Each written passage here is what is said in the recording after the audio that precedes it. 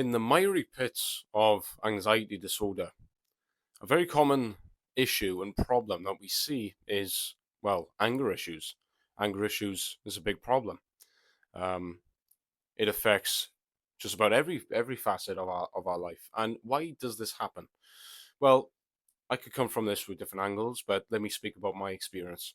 So, a couple of months, well, I would say about last year, my anxiety kicked up very, very bad. This is prior to me gaining the information that I've had, applying it to my life, and then recovering. But this is beforehand, of course. So, beforehand, I would take things to offense. People would say things to me, even my own siblings, my own family.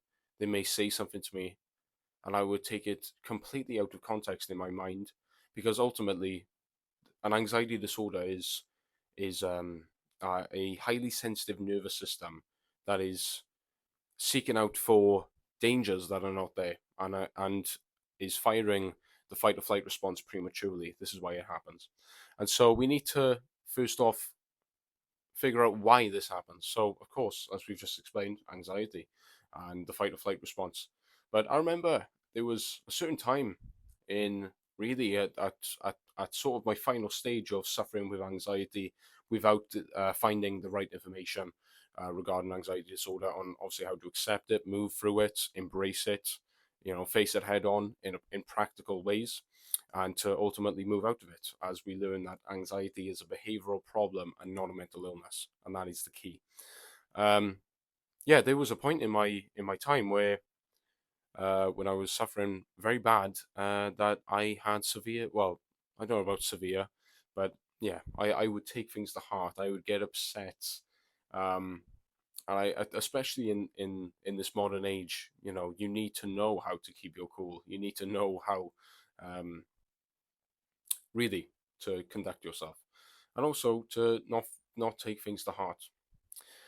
Ultimately, why this is because when you are under the fight or flight response and the highly stimulated nervous system, of course your brain and your body is trying to project and find out threats that are not there, and so they'll end up just making them up, or find out little niggly problems, but then just like take out the worst case scenarios in your brain, project them on them, and just like magnify them to like an absurd degree. And there was a point in time where I was taking things to offense. I was getting offended very, very easily. And I would either, well, I'm not happy to say this, but, sometimes I would have, shouted at them, cursed at them. There weren't many incidences of this. Um, but unfortunately, that happened. And really, what this is, we need to find out why this is the case: anxiety and anger. Also, I think it's obviously an underlying other issue with regards to anxiety disorder. When people are suffering deeply with an anxiety disorder and they don't have the right information, they are told all these things: oh, coping mechanisms, false hope, just have warm milk before you go to bed. Do you walk 5 miles a day? Do you go to the gym do you go to the gym 5 times a week? Do you eat a balanced diet? And of course, all those things are great. Of course they are. But it's sort of, as I said in my other video about coping strategies keep you stuck, they ultimately do keep you stuck because you are not addressing the root problem, the root cause. This is an anxiety disorder. This is a behavioral problem that can be corrected with the right information. This isn't this behavioral problem that can be corrected with, of course, lifestyle changes is helpful, very much so. I mean, if of course, I read in Byron McDonough's book on the Day Anxiety book, he talks about lifestyle changes, and that is very, very important, like reducing sugar, caffeine. That obviously stimulates, adrenaline and blood pressure and blood sugar, things like that. That can sort of heighten feelings of anxiety. Definitely, that is very important, and also just for general health and well-being. That's awesome. But when it obviously comes to the issue of an anxiety disorder, we need practical information to move out of it. How do we actually face it head on?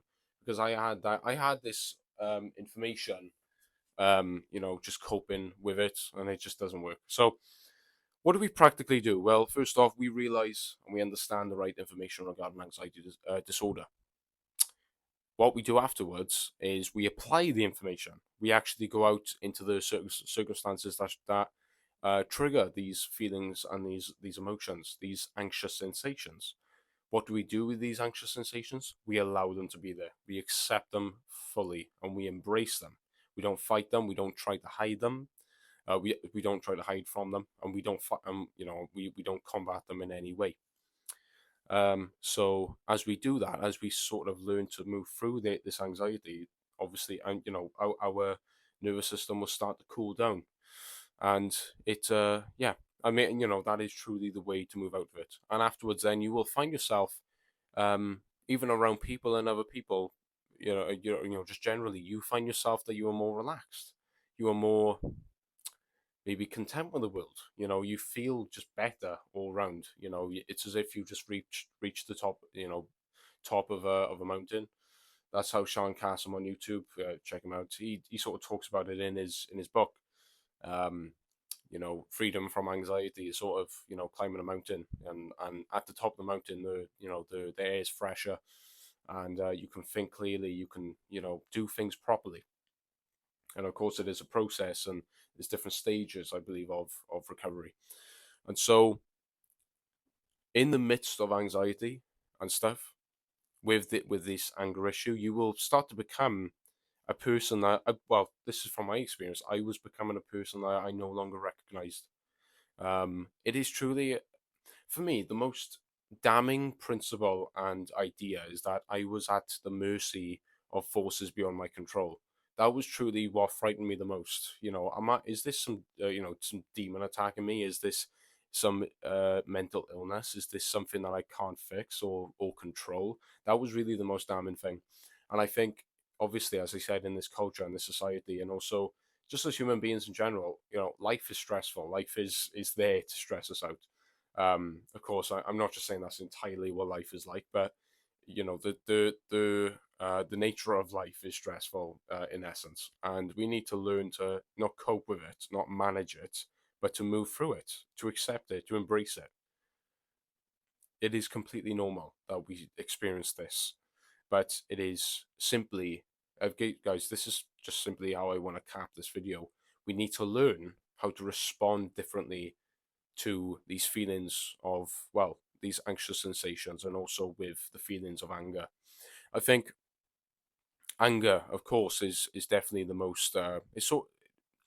It definitely clouds your emotions the most, and clouds your what's the word, inhibitions in your mind, your abilities, the way you think. Definitely, yeah, it definitely clouds the way you think, because when you're in that moment of adrenaline and stuff, and obviously the fight or flight response, it takes over.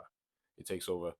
Um, but the most damning thing is that I was having these things when really, it was just so out of nowhere, and taking things out of context in my mind, and almost having these thoughts. Is that person looking at me and stuff, and are people looking at me? What's that guy thinking of me? And yeah, I mean, just overthinking every single step of the way, and think, oh, he or she smiled at someone else or at me. He must be thinking something of me. It's just continual, just anxiety, just trying to project different problems that just don't exist. We could go in circles all day, guys, but I didn't really know how to approach this video, but I tried. And I hope anyone who watches this, I hope you can derive meaning from it. So yeah, I'm pretty much done here. So guys, God bless. Thank you for watching. I hope I explained myself well. Yeah, I didn't know. Obviously I've talked about frustration definitely on anxiety, but anger is definitely it is something, obviously, as I said, clouds our emotions the most, and we really need to get a hold of it, because anger is very, very destructive, not only to our lives, but to our relationships with people. And when we are suffering with anxiety, and we have like this feeling of anger and frustration in ourselves, we become a more defensive, rigid, tightly wound individual than maybe your previous self, that was sort of open and relaxed, and just a happy-go-lucky type of guy or girl. This can be fixed. This can be fixed, and it is learning about the right information regarding anxiety. So, guys, thank you all very much for watching. Sorry about my voice. I've come down with the flu. I'm mostly out of it now. So yeah, guys. So expect to see more videos soon. And thank you very much for the support recently on the channel. The subscriber count has gone up, so thank you very much. See you guys all in the next one. God bless and peace out.